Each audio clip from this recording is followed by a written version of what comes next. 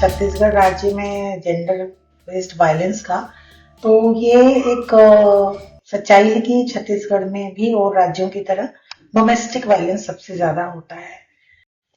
हालांकि ये भी सच है कि रिपोर्टिंग उतनी ज्यादा नहीं होती है जितनी होनी चाहिए या जितना वायलेंस है घरों में। इसकी वजह, एक जो मुख्य वजह मुझे लगती है कि एक तो महिलाओं में उतना कानूनों की जानकारी नहीं है, अवेयरनेस नहीं है कानूनों के प्रति। अशिक्षा भी एक कारण है।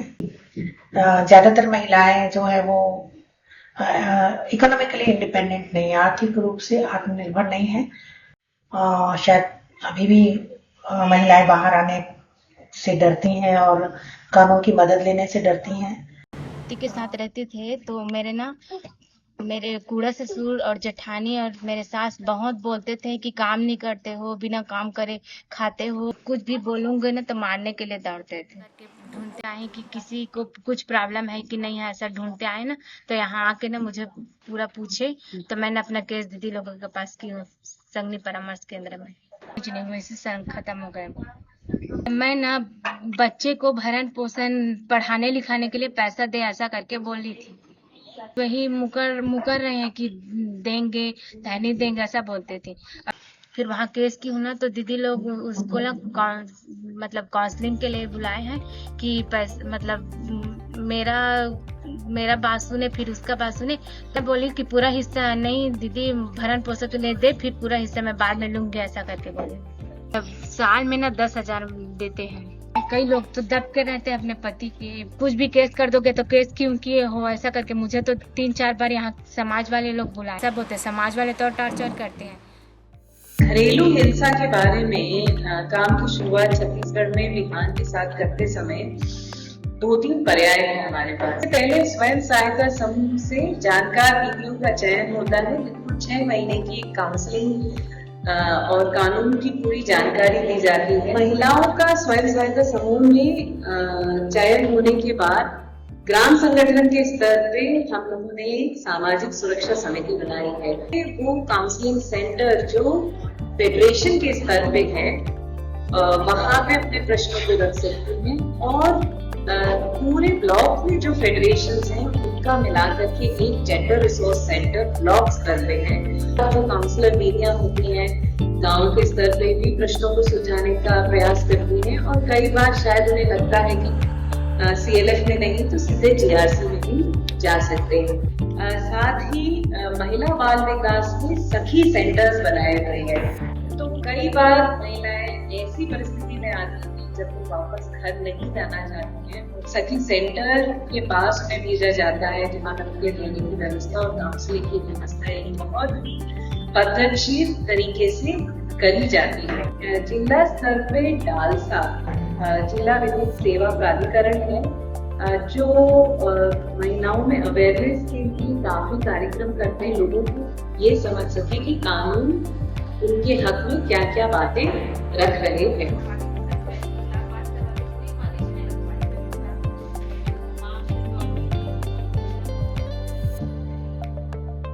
इसके साथ ही हम जेंडर फोरम का गठन किए हैं, जिसमें गांव के पटेल, सरपंच, लाइन डिपार्टमेंट्स, शिक्षक, जो व्यक्ति का व्यक्तित्व थोड़ा अच्छा होता है, जिनकी बातें गांव में सुनी जाती है, इनके बीच मासिक बैठक करते हैं कि इस समय गांव में कैसे माहौल है, महिलाओं के प्रति, बालिकाओं के प्रति, पुरुषों के प्रति क्या सोच है, किस तरह के आचरण और व्यवहार की बात की जा रही है, किस प्रकार के केसेस आ रहे हैं।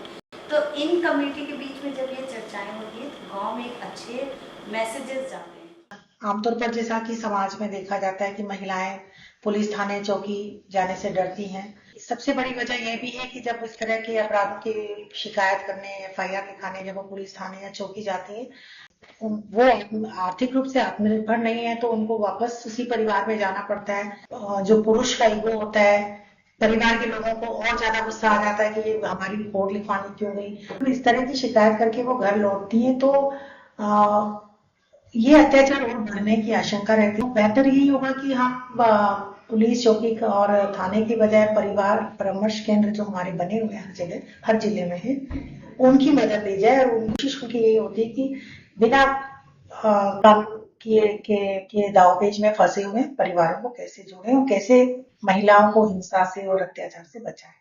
कुछ लफड़ा हो गया, या तो के साथ में थोड़ा सा दारू पिए रहता है, घर में थोड़ा सा गाली गलौज किए, तो मेरे को भी समझ नहीं आया, तो मैं थोड़ा सा उसको थोड़ा सा मारपीट कर दिया। और ही जो महिला संगठन वाले हैं ना, वहाँ बुलाए थे, मेरे को बहुत गुस्सा आया, क्यों गए हो यहाँ, जाऊंगा वो सब जने बैठे रहेंगे तो क्या जवाब दूंगा, ऐसे करके बोला। तो चलो चलो ऐसे करके ले गया। और जाने के बाद मेरे को ये अफसोस हुआ कि ठीक है मैं गया तो मेरे लाइफ में कुछ बदलाव है, ऐसे करके मैं अपने परिवार के साथ बहुत खुश हूँ।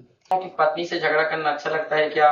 वो आपका अर्धांगिनी है, हमेशा जीवन भर के लिए तो लाए उसको, ऐसा मारपीट करोगे तो अच्छा लगेगा क्या? किसी के बहू बेटी है, वो भी तेरा बहन रहता, उसी तेरे माँ के घर जाता हो, ऐसा करता तो तेरे को वैसा लगता है, ऐसे करके सब चीज बताया। समझ गए भाई कि हाँ हकीकत में है कि अपना दर्द, किसी का दर्द भी होता है ऐसे करके। बस यही बात है मेरी।